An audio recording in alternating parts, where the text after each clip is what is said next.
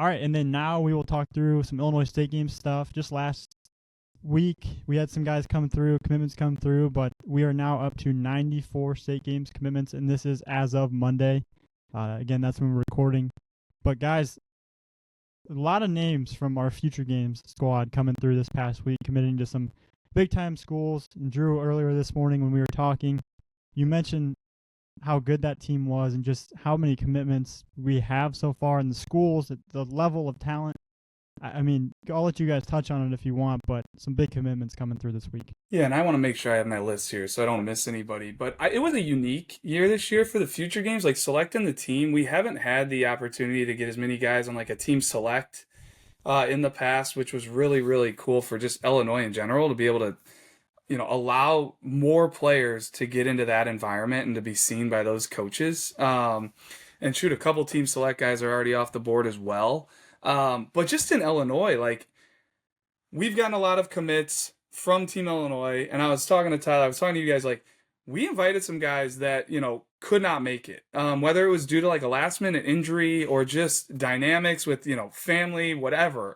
Parents were getting down there. It is in Georgia. Like, so there's a lot of dynamics to it, but just to see how deep like the talent in that 2027 class in Illinois is looking at these commitments. So, I mean, over the weekend or over, I guess the last week we'll say, but like Andrew Talbert from Byron played some, middle infield for us at the event, played some outfield. He's a versatile athlete. He commits to North Carolina.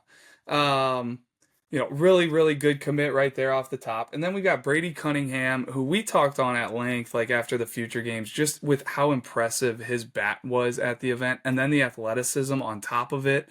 Like ran one of the better 60 times for Team Illinois, put up some of the best, in-game EVs with just a ton of loud contact. And he committed to Texas A&M. He's at Brother Rice. But he'll be going to Texas A&M. And then you got Cash Van Houten from Canton, Illinois. He just committed to Illinois.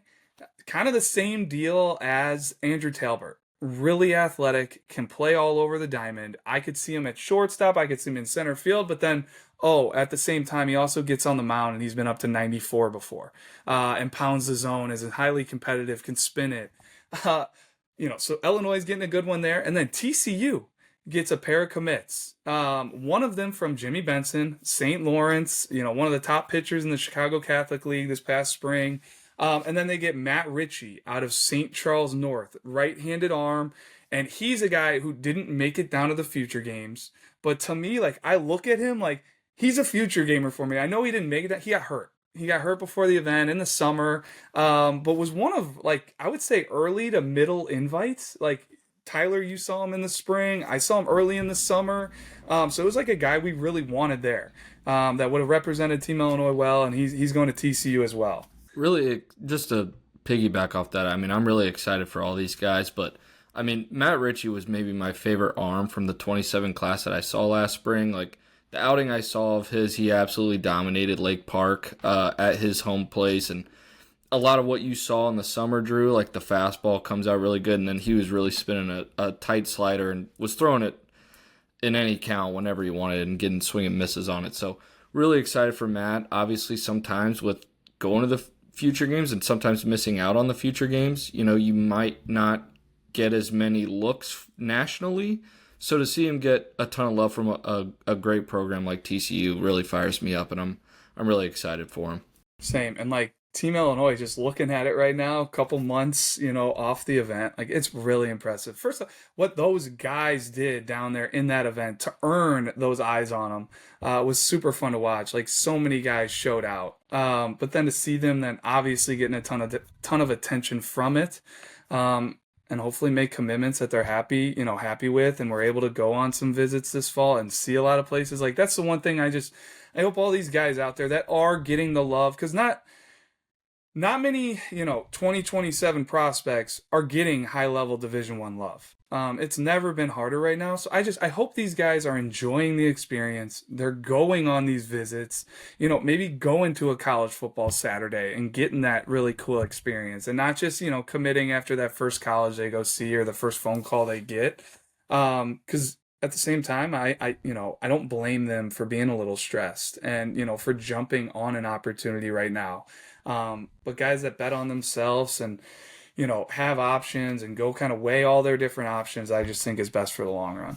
I feel like in the past I'd seen like a trend past few years where like guys like the month after are usually starting to commit. It seems like from our future games team, and this year that didn't really happen, which honestly was kind of surprising me. And then I feel like the past 2 weeks, 3 weeks, we've had kind of a spur of commitments from Team Illinois and Team Select there. So it's cool to see those guys starting to kind of come through now. Hopefully, because they're taking all their visits. Like, Drew, one thing I know you stress it, our Team Illinois guys every year is like, enjoy the process. Like, take your visits. Don't feel like you got to commit to that first school you go see. Like, go see the other schools that are interested in you.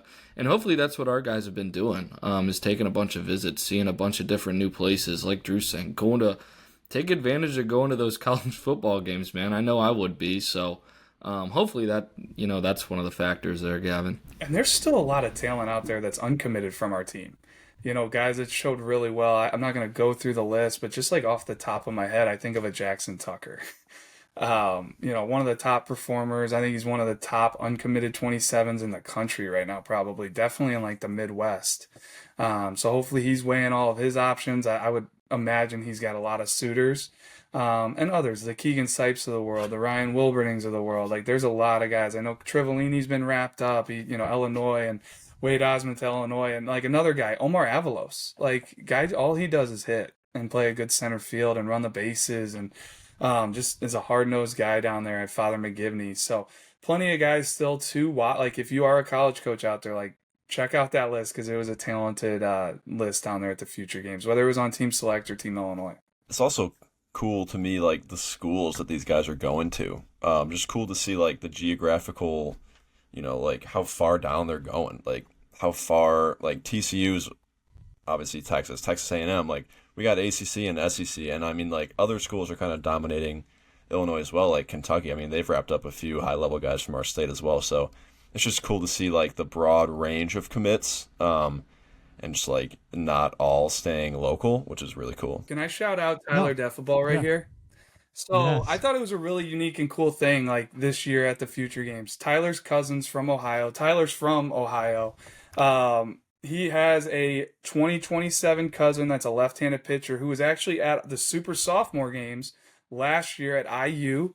Battled some injuries, was able to make it down to the Future Games this year through well for Team Ohio, and he just made his commitment too, right, Tyler? Yes. Yeah, he officially committed to Arizona a couple weeks ago, so super excited for him. He visited Noah Milburn. Okay. Noah Milburn, so it's on my mom's side. He's not a Defaball, which is probably why he's so good.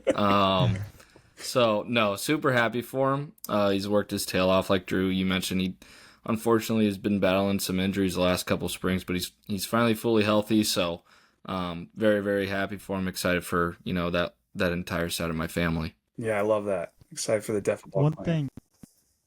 So I just wanted to, I guess, Drew, you tell me, or Hammett, you guys have been around for a lot longer than I have now. So you guys tell me, like, with the Future Games team, as these guys were committing on this year's team, it was kind of this morning that I had this thought, like, with how we're going to North Carolina, Cunningham going to A&M, and then those guys going to Kentucky as well. It seems like this team, at least since I've been doing it, there's been more across the board from the roster committing to those high-level schools, whereas in past years that I've been around for the Future Games, it seems like you might have 1, 2, 3 of those guys committing to a SEC type school, and then the rest, kind of going to like a maybe mid-major or schools like that, I guess.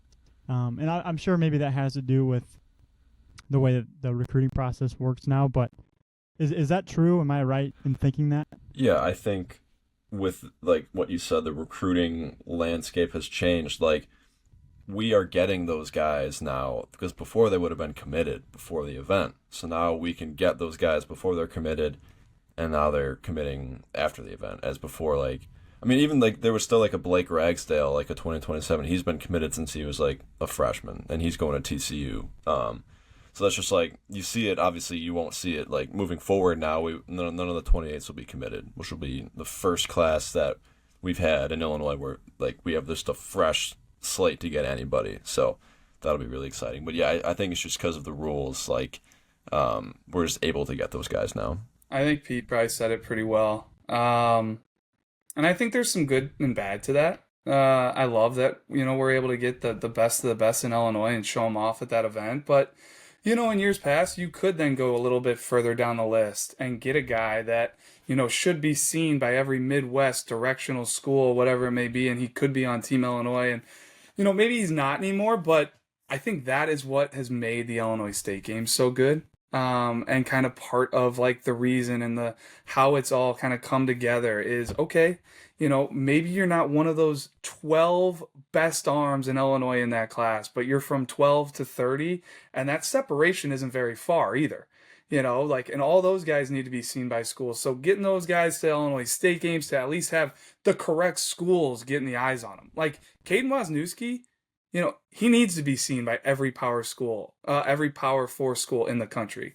Jackson Tucker, same way. Tristan Steger, same way. Like, so I would say definitely to your point, Gavin. So it's hard to even say like, hey, how good is this 27 class compared to years past? Because it is a little different. But man, it's been fun to watch these guys come off the board and see where they're going, and with more to come.